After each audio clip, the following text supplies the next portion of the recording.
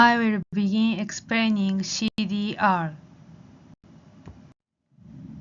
Immune cells must respond to every conceivable non-cell substance in the world. To achieve this, the binding sites for antibodies produced by immune cells must exhibit high diversity within each cell.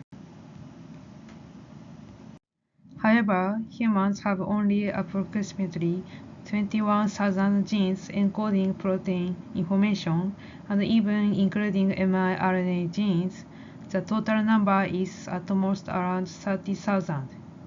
So, how do immune cells generate antibody diversity?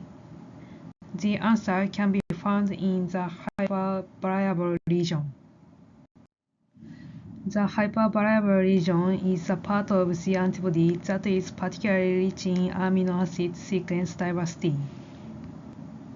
Conversely, other parts show almost no variation. In other words, antibodies maintain diversity by changing only this hypervariable region. This region is also called the complementarity determining region CDR and serves as the binding site for antigens. Let's examine the mechanism how diversity arises from the CDR gene locus. CDRs generate diversity through the combination of expressed genes. CDRs are encoded on 3 chromosomes.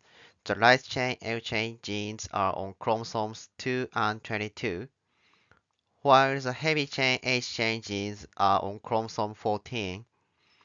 Each gene locus contains multiple short genes grouped into clusters, V fragments and J fragments, plus D fragments in the H chain locus. Each locus contains 2 or 3 gene groups. During differentiation, immune cells perform genetic recombination, selecting one gene from each group to generate L and H chains with diverse CDRs. Furthermore, considering the combination of L and H chains, this mechanism alone can produce approximately 1.6 million distinct antibodies. Random mutation is inherently harmful to life.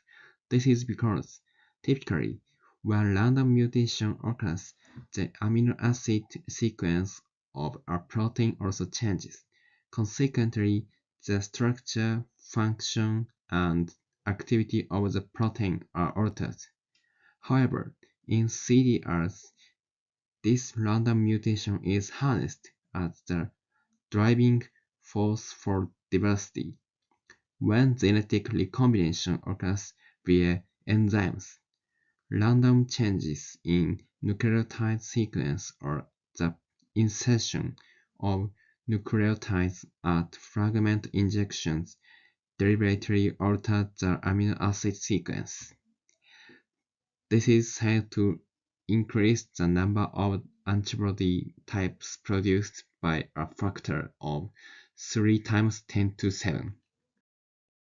In addition, antigen-activated B cells undergo enzymatic mutations within specific CDRs of both the light and heavy chains. This enables the production of B cells that generate antibodies with higher affinity for the antigen.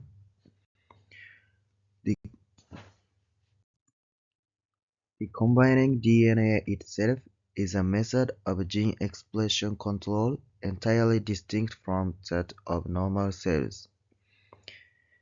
It enables the formation of accidental and diverse gene combinations and changes in nucleotide sequences, thereby producing antibodies against unknown foreign substances.